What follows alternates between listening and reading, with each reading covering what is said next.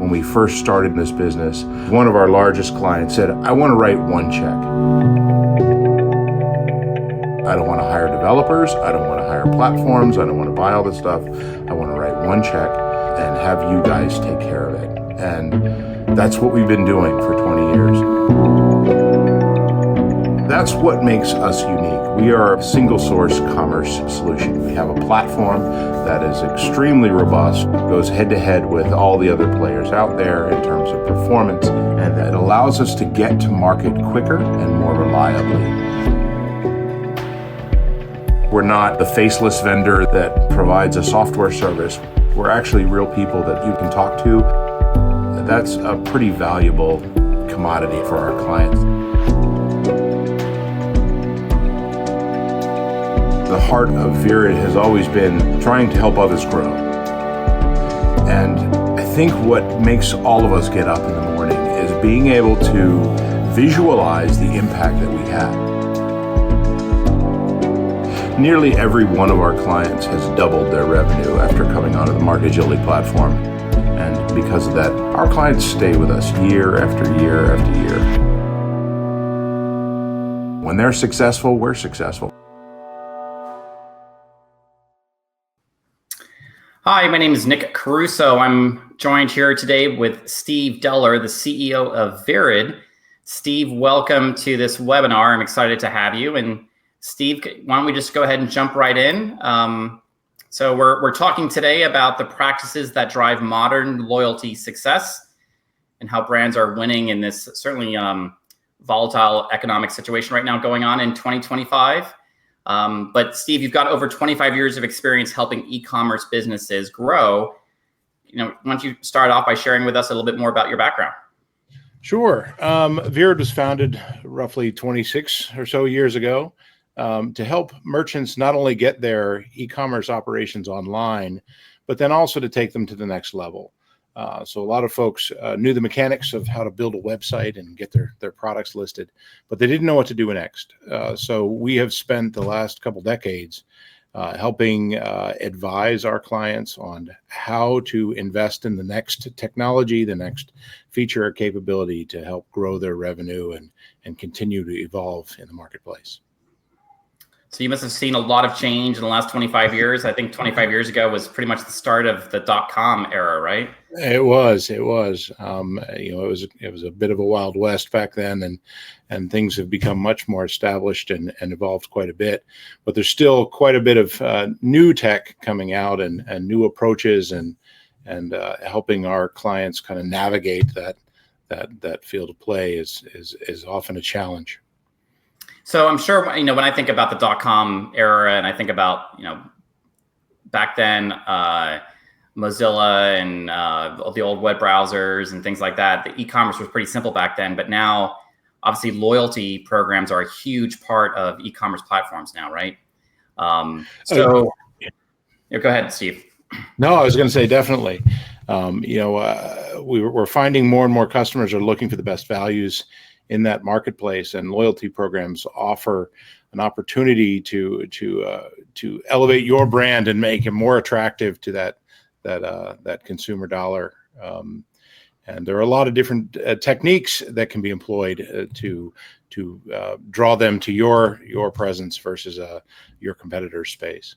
So we're going to be jumping into that during the course of this webinar. So I'm really excited to hear about that. I've been a technologist myself for quite some time, but when you start looking at modern loyalty programs, I'm just kind of curious, and I know we chatted a little bit before we started this, but what were some of the old ones? I'm just kind of curious with that. What are old loyalty programs versus modern loyalty programs? The older programs were very basic. Hey, sign up for our website, give us your information, and we'll send you a coupon every now and again.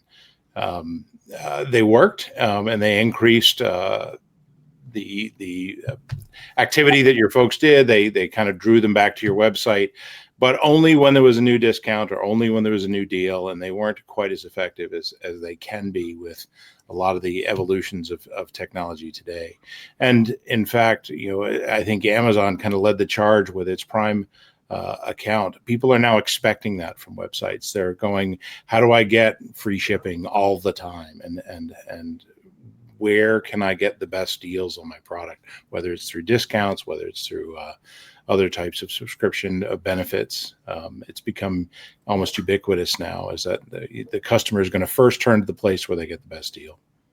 No, that's great. So we have a couple of slides that we're going to be sharing as we go through this. I'm going to go ahead and share a slide because I'd like to go into more detail on this with you.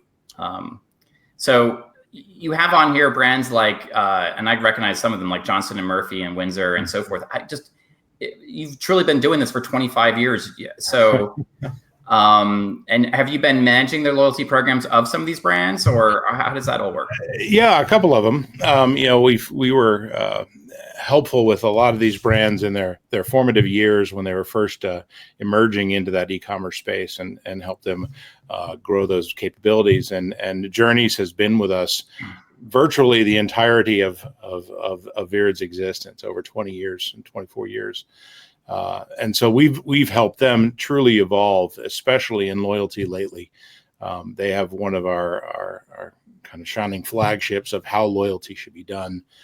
They're embracing all the different elements that can be put into a loyalty program. And so we love to work with them because we're always coming up with new ideas and ways to grow that program.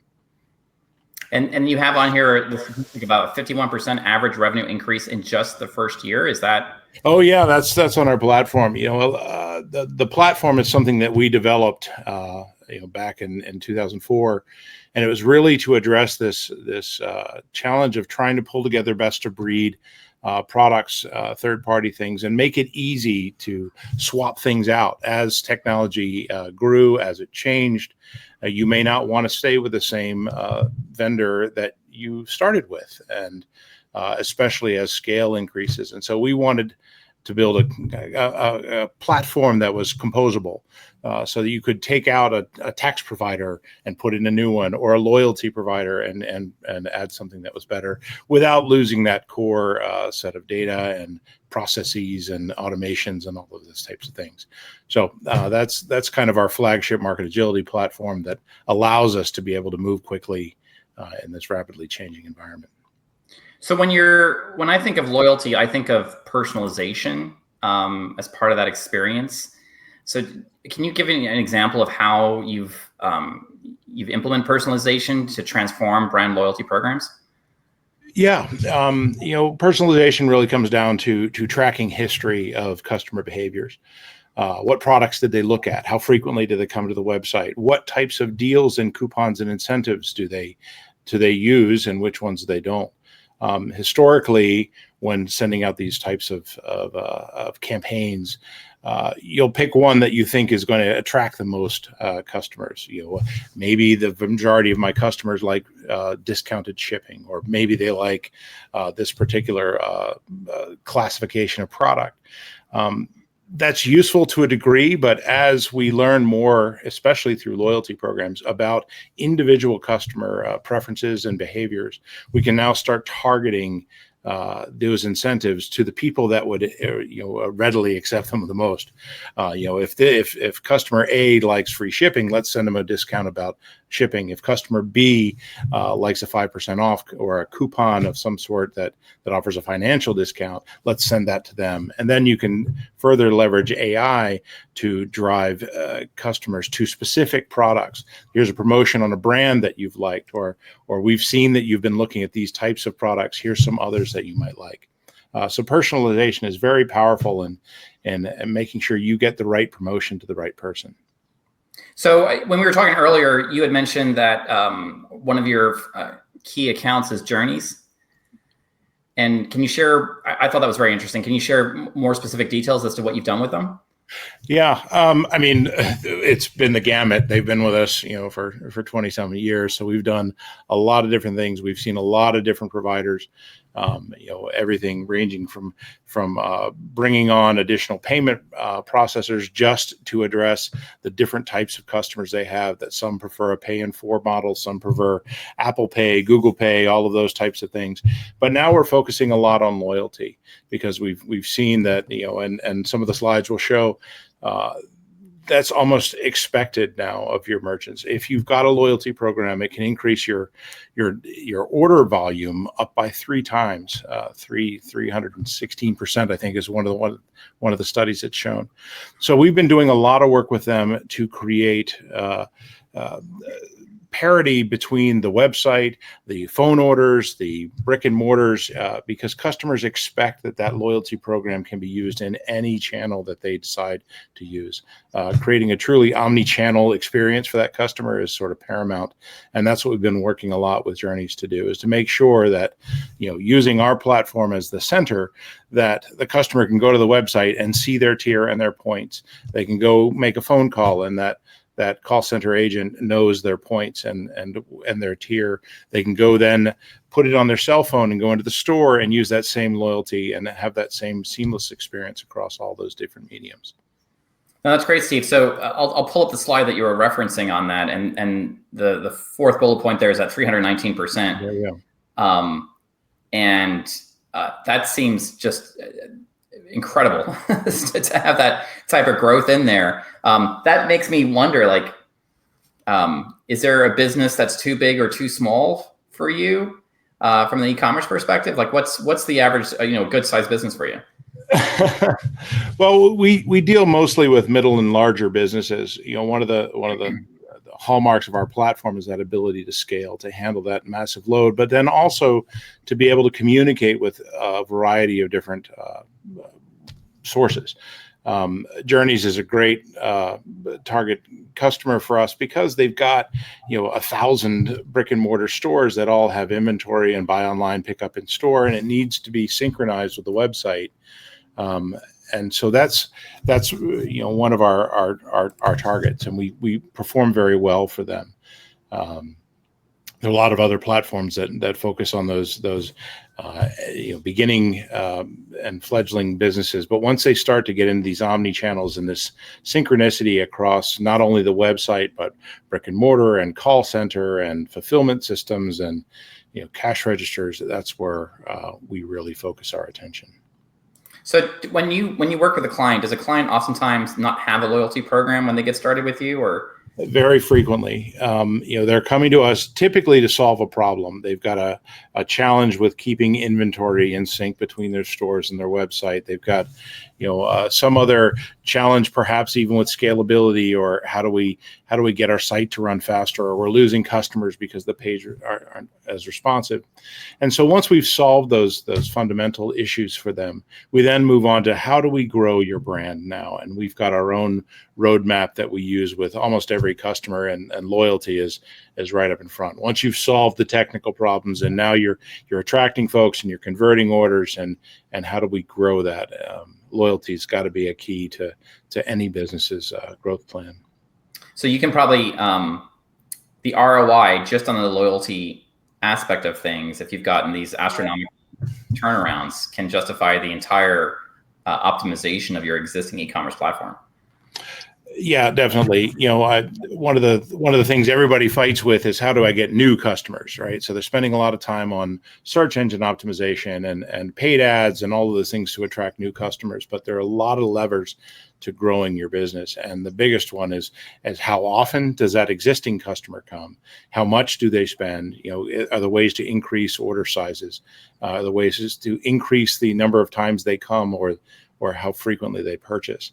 And those are really solved through a loyalty program. So that's basically why it's part of our magic sauce. It's not a secret sauce per se. Anybody can do it, but that's definitely part of our strategy. I think it's really interesting. So obviously you have the software component of what you're providing, but certainly the consultative part of this is really shepherding that e-commerce platform through a much more advanced level of maturity. Agreed. Yeah. We do meetings with our clients, sometimes annually, sometimes as frequently as quarterly, to talk about what the roadmap is for the upcoming year, for this current 3-month period, longer term. What are your 3 and 5 year targets of where do we want to be, and how can we slot these in? Because a lot of back offices also have their own set of priorities that they've got to deal with. They can't just focus everything on the website. So we've got to dovetail the highest impact, the most ROI. What are the best low hanging fruits that we can tackle first, and then figure out how that fits in with the long term strategy. That's great. All right, so let's talk about one of my favorite topics, which is gamification. So for the audience listening in, what's your definition of gamification? Well, gamification is a way to take your loyalty program and make it fun and exciting and interesting. It's something that really keeps you engaged in that loyalty program. It's one thing to go, yeah, I have my card and it's in my wallet, and next time I go there, I'll have it. But that sort of cuts down the effectiveness of your loyalty program. So being able to keep it fun and exciting, and Journeys does a great job with that. And in fact, before their current loyalty program, they used to do a thing. It was 10 years ago. They used to call it Nuts the Squirrel, and it was a popular character that was kind of going around. But they created a campaign where they were hiding these little stuffed squirrels in their brick and mortar stores, but they wanted to carry that over into the website. And if you found the squirrel, you take a picture of it, you post it on social media, and you got a discount or a coupon or something like that. But they wanted to sprinkle it throughout the website too, so that you could find this squirrel and then recognize where it was and put a picture of it, and you got a discount. And so what it did was not only made it fun and you could share on social media, but it helped grow their loyalty program, because now you're posting it and telling your friends, look, I found the squirrel, which was awesome. But it also was driving them in to explore the website and all the different products and categories they had. So it did really well.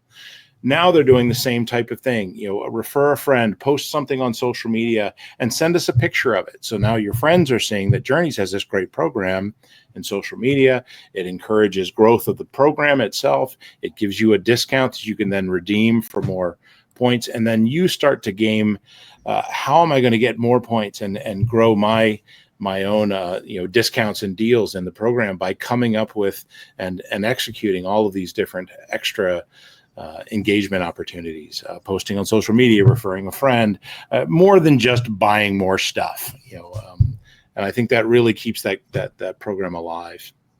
And does Virid help with all this stuff, all this consulting and advice and input? I can't take credit for all the ideas and that they're coming up with.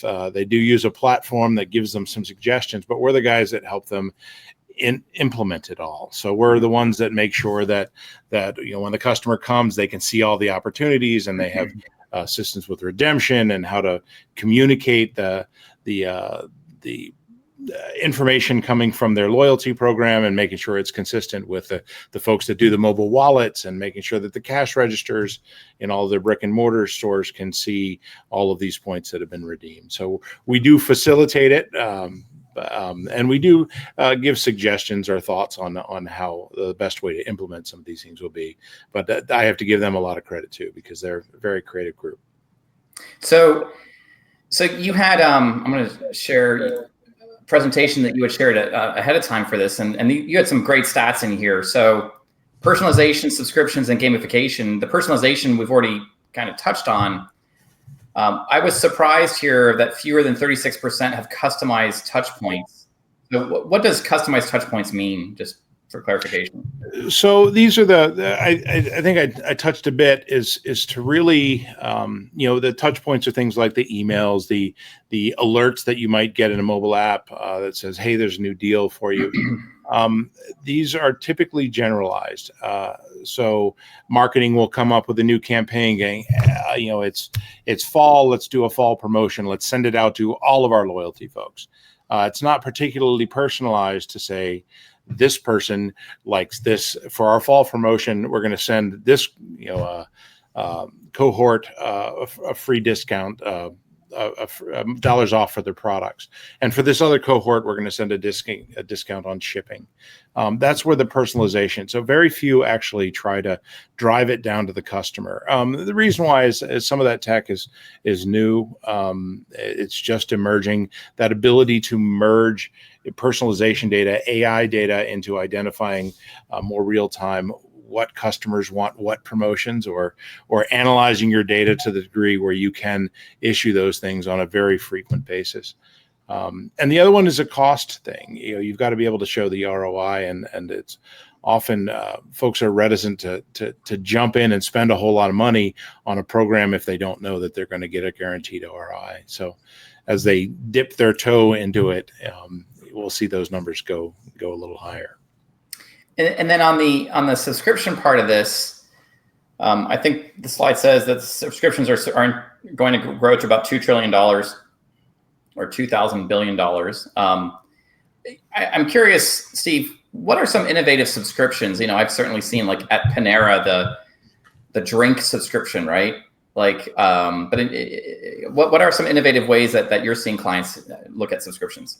Yeah, I think that free shipping one, Amazon Prime is a huge deal. They're still trying to come up with other ways to with the Prime Video and the music programs and things like that, other ways to get people to try those subscriptions. But the driving force behind those subscriptions are to make you want to go back and transact with that brand above all others.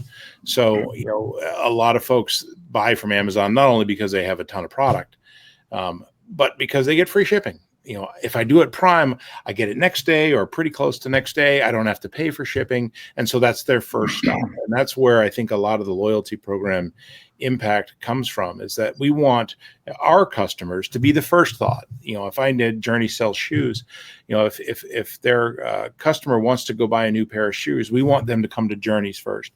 And if they're paying, even if it's a nominal fee to be part of that subscription program, they're going to want to go to Journeys first because, hey, I've already got this program. I've got a subscription that I'm paying. I might as well use this because I get free shipping or whatever the subscription element is.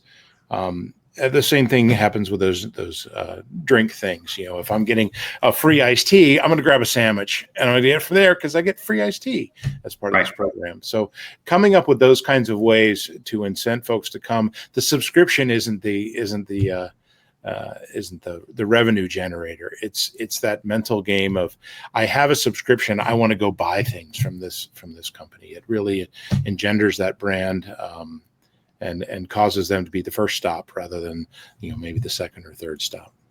And Virid, it's subscriptions are not as easy as some people might think. Oh, it's just a subscription, but there's managing that and being able to have the client being able to self-manage it.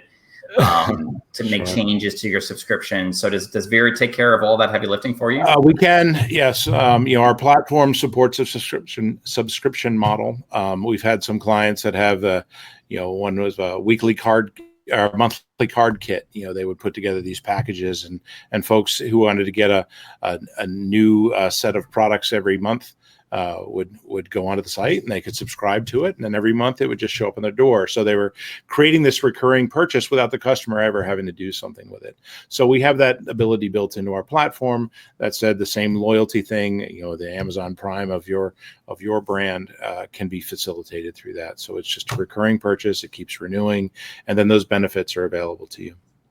And you handle everything like the credit card is expired, the credit card no longer works. Yeah, those are often a challenge. We have to also think people change credit cards. They have to renew them. They get new numbers. So we have a lot of things built in to try to mitigate those kinds of issues when we go to build a card for the monthly subscription or annual subscription, and it's no longer a card. So we do these kind of warning emails and all that stuff is built into our platform just because we've run into these kind of challenges in the past, and we want to make it as easy as possible for our merchants to navigate that. That's great. Yeah, I know firsthand about how painful that is. So taking care of all of that is a huge value. Mm-hmm. So you touched upon AI briefly. So what are you doing with AI, or other people doing it with AI when it comes to loyalty? Yeah, that's still, if you go to any one of these trade shows, that's what everybody's talking about. And there's a lot of new products coming out that focus on pulling in all of that customer behavior data, making analysis, and then being able to leverage that in the campaigns. So, we're not trying to supplant those types of companies. We're enhancing our platform so that we can integrate them. Composable commerce is another one of those big buzzwords, and that's simply allowing a merchant to choose the best of breed in a number of different components and then have them all interact together. So right now we're trying to identify who are the players that we want to pay attention to and who are the ones that are sort of just playing in the space, which ones are going to emerge, and then how do we consolidate that so that they can all talk to the e-commerce site in an organized manner and be able to get that data that has been analyzed in these third parties and get it into something that's actionable. And I'm curious on the AI side, what are you most excited about AI in this space? I'm a data guy. I'm a computer science background, so I love to see the analysis. Of when they go in and they say, "Here's what," some of thing brands, we're getting an order every second, every couple seconds. Being able to see that summarized in a nice, actionable way of this is what your customer breakout is. Here are all your different core cohorts. Here's what they're interested in. It's interesting to me because it often uncovers a lot of things that you didn't realize were going on, especially, and Journeys is particularly good at this, figuring out, what the frequency of a free shipping coupon is, offering it all the time, it doesn't give you the lift over the lifetime of a customer, instead of making it periodically or during certain times. And what are those frequencies and how much of a discount should we offer and when? They've been doing it by hand and doing it very successfully. I'm excited to see what kind of insights AI can have to even improve on that. And from a personalization perspective, are you seeing some very innovative things with AI and personalization, like external data being brought in to help further personalize the experience? It's still, again, at a very, very early stage. Where I want to see it is in search results.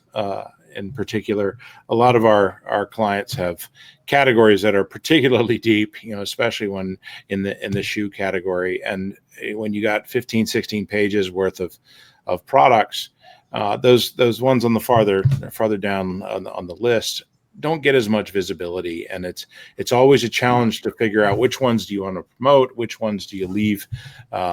New arrivals has always been the classic. Hey, let's show everything new first, or let's show the things that are on sale first. But AI, I think, can really help with, let's show what this customer wants to see based on their behaviors, based on what they've seen before, and it'll help get them to the product that they want to buy much more quickly.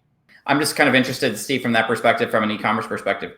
Are you seeing external data being used to personalize, like external information about the person that maybe wasn't, again, not to get too creepy, not like you're going into the dark web to get information about them, but I'm kind of curious, like, the person's LinkedIn profile being used to personalize. We saw it a lot a few years ago, but then privacy became pretty forefront. So you have to be careful about bringing that external data, or even asking for that data, to make sure that the customer is aware what data is being collected on them and how it's being used. A number of those companies that were trying to aggregate all their different social media profiles and pull in all of their different contact points and perhaps even profile photos so that they could start personalizing that content, were quickly shut down as the social media companies go, I can't give that stuff up for free. And to your point, it's a bit creepy. Everybody's already convinced their phones are listening to them, and they probably are. You don't want to do that without expressly asking permission from your customers, or you're going to lose them in a loyalty program because they think that you're harvesting their data or using it in some sort of other activity.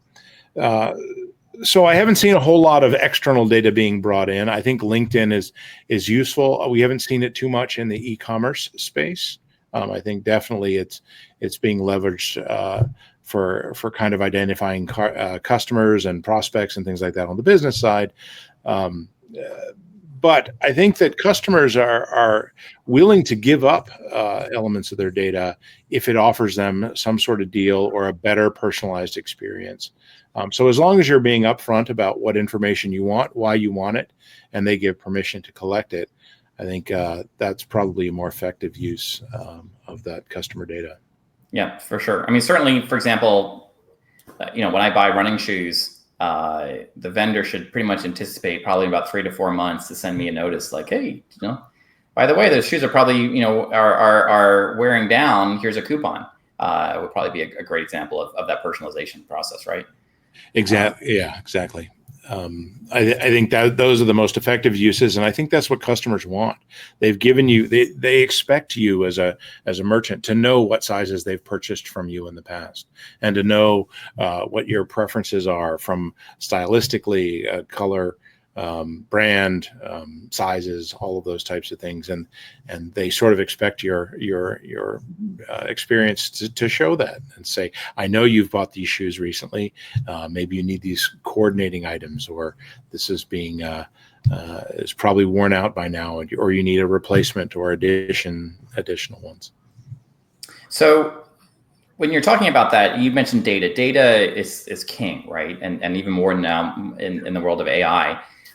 When you start looking at spanning multiple different systems, like I know there's been a bit of a trend for companies to buy mobile apps.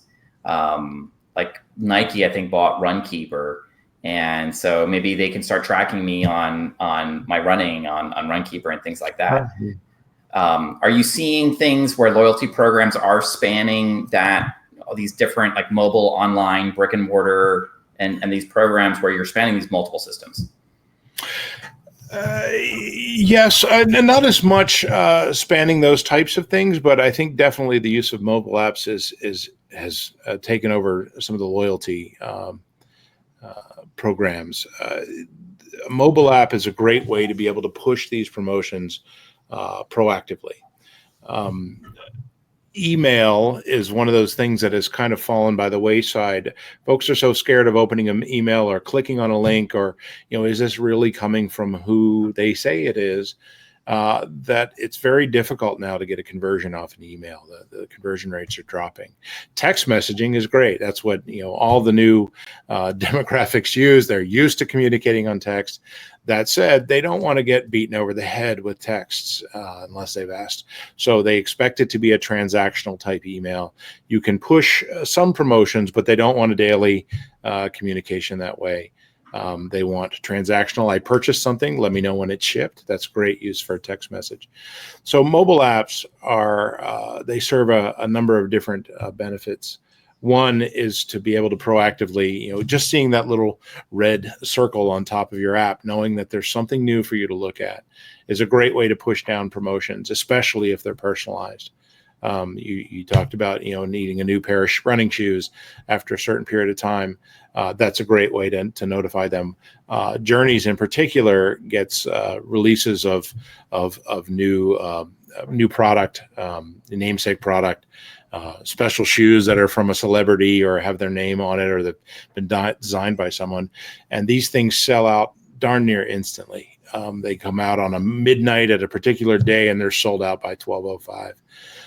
So being able to push those types of things down through a mobile app and get that kind of instant awareness and pushing them to your loyalty gives a reason for you to subscribe to these loyalties if you want instant access. And even if it's a 5-minute, lead time on when they post it on the website, it makes a big difference on some of these shoe drops. The other one is that if you've got that app, you're going to tend to use that app to look up something, to go, I need these new things. Does Journeys have them yet? These are great uses of a mobile app. They're ways to tie it all together. And then just be able to pull up your loyalty program and see how you're progressing. What are the new options? What can I do to get more points to leverage that experience? So I'm pulling up a slide, Steve, since you mentioned Journeys a few times in this.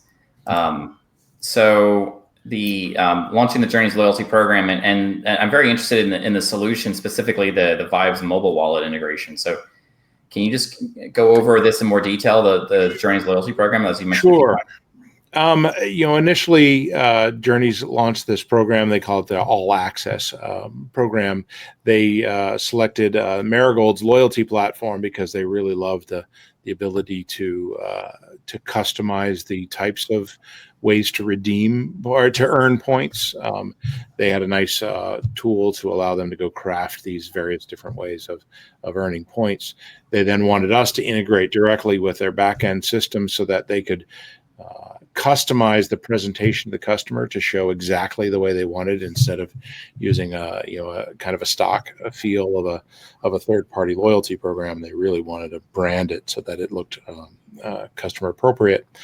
But one of the other things they wanted to do is make sure that there was the ability to add it to your mobile wallet, whether it was an Android device or an Apple, so that the person could add it to a wallet and be able to show this ID. So we came up with a way to integrate those loyalty points on a frequent basis with Vibes, another company that was doing the mobile wallet, the maintenance of those points and the reissuance every time there was an update of a change. Hey, your points have gone up or gone down, or here's your balance. So we became the central hub for communicating with the loyalty program, and then the mobile wallet provider, and then likewise the cash register. So when somebody would transact in a store, it would communicate to the website. We would then talk to each of these providers so that they could update their copies of all the information. So you're providing the glue between all these different systems to provide a seamless transaction across multiple different systems. That's right. Yeah. And then the Journeys program has grown, significantly. Right there, it shows it 2 million customers since we launched it just a couple of years ago. Great. All right. Well, that's incredible, especially with 2 million people, and that's a tremendous amount of transactions, I would assume, going through that process. It is. And Journeys is one of those folks whose customers demand real time accuracy. So when they're shopping online, they need to see, I'm going to pick it up in this store, I'm going to be there in 10 minutes. That inventory better be right. So let's transition now to talk about data transparency and security. So we kind of touched upon a little bit regarding privacy associated with that. But can you just touch upon how data transparency and security is impacts into the loyalty program? And Sure. I mean, mostly it's through communicating what it is that we're going to do with the data, and allowing that consumer to select what they want to give up and what they don't. If they don't want to use their mobile number, they don't have to. And it's communicated that the mobile number will be used in this case. We've got various different privacy controls that allow the customer, when they're on the website, to select what things they want to be given, what things they don't. They use another platform to manage those things. So we classify each piece of data as to whether it's a required piece of data, whether it's an optional piece of data, what it's going to be used for, and to create that transparency at the customer of, here's what we're doing, here's why we're doing it, and you have the option to give it to us or not. And I think that's sort of key to building that trust between the consumer and the merchant, is making sure that information is clear. And I'm going to go ahead and share another slide associated with this. So it looks like about half the people out there are very comfortable sharing their data, even creeping up to about 87%. So those stats, I think, just communicate volumes. I also would imagine, though, that this is based upon the age group that you're probably targeting anyway, that's familiar with doing a loyalty program or participating in one on an e-commerce website.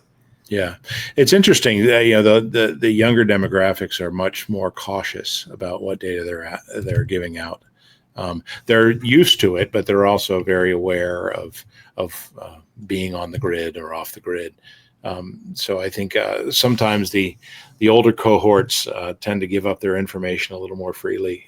So that's where we get back into the somewhat comfortable. I think that's some of this younger, more data aware generation wants to make sure they know what you're doing with it.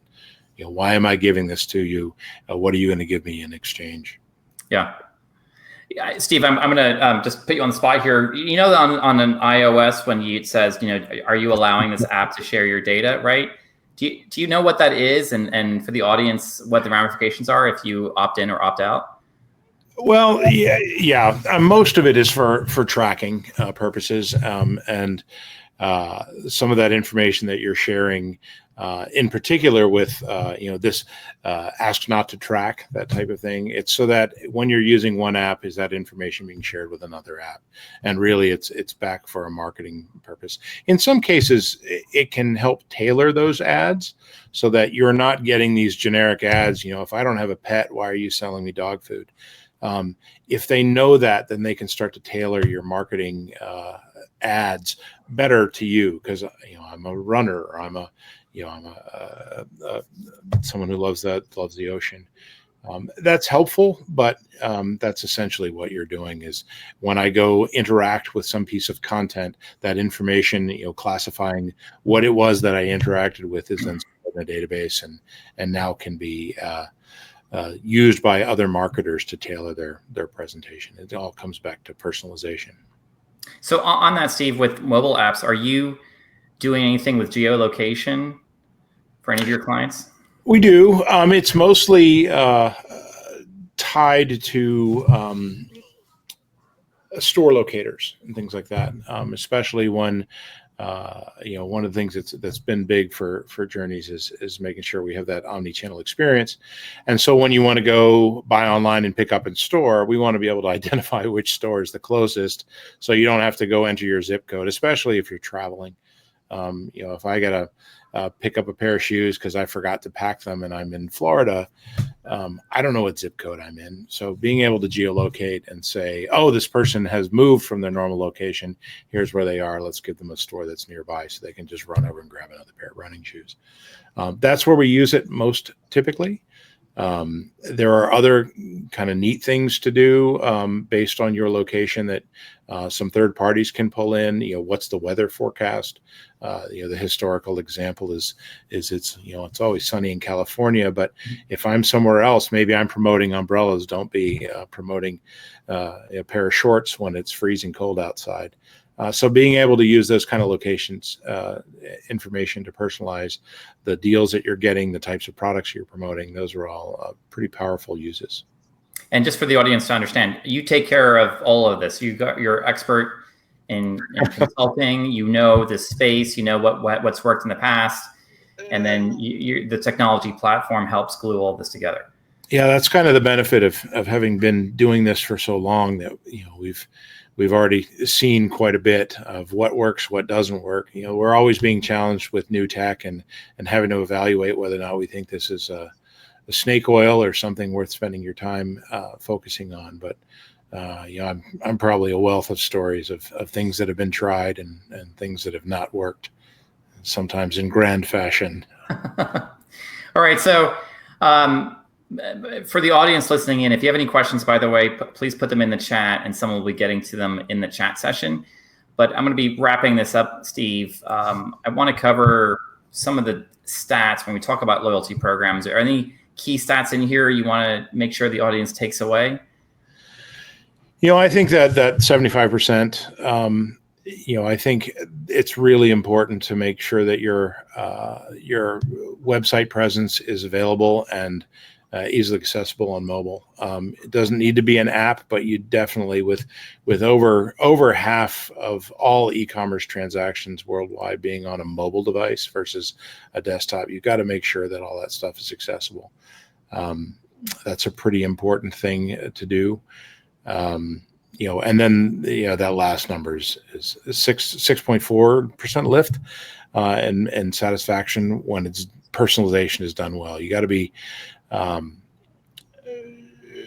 very, very focused with what it is that you're providing. Take a look at your customers, see what's reacting with them and what resonates.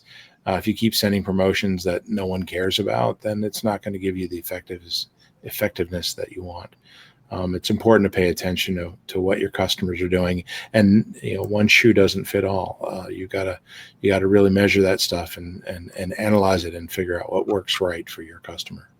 And it's back to, you said you're a data person and there's AI and so forth. It's all based on that data. It's all about collecting that data and processing that data, which is where you're really there to help out. So in closing on this, Steve, I'm going to bring up one last slide on here. So what are the next steps? What are some practical strategies for the audience here? Yeah, I think these are great. First you want to start testing the waters. If you don't already have the tools in place to answer these questions, is to start testing things out. Try some discounts that target different things. Pushing a particular product, discounting a shipping method. Figure out what your customer base wants. And then coming up with ways to create incentives to drive new purchases, increasing order sizes. I think getting off the ground with any loyalty program is useful. It provides a mechanism for folks to subscribe to your website and give you even basic information that allows you to push out new content, new promotions, to communicate with your customers, and then give them that platform to react to it. Whether it's through signing up or redeeming points, and that'll start to give you that feedback loop and create a trust relationship with your customer, so that they're giving you information, they're getting something back, and I think that will immediately start to drive recurring revenue through your site. Great. All right, Steve. Well, I found this really interesting. I find as a data person myself, I find this fascinating, and I'm sure the amount of data that you're collecting and the ability to analyze it is incredible. I just one quick question though: where does the name Virid come from? It's Latin for green and growth. It was many years ago. We sat around a room trying to figure out who we wanted to be and how do we communicate it, and that's where it came from. Virid. I think that's a great name. I've started many companies. That's literally one of the hardest parts. It's coming up with a name. Our first logo was a leaf, trying to show that growth. The color's green. It's been that way, and so we try to show our evolution. Now it's a tree. The leaf grew into a tree, but that's its fundamental basis. Great. All right, Steve. Well, people can find the company on LinkedIn, obviously Virid.com. And I know, Steve, you're on LinkedIn as well. So, Steve, anything in final closing that you want to say to the audience? No, thanks a lot for having me. It's been fun. Great. All right. Well, thank you, Steve. And again, people, if you've been asking questions, they are in the chat. Somebody's been monitoring them. Any questions that they did not get to, they will be getting to them once this recording is over. Okay, great. Thanks, Steve. Thank you. All right, bye.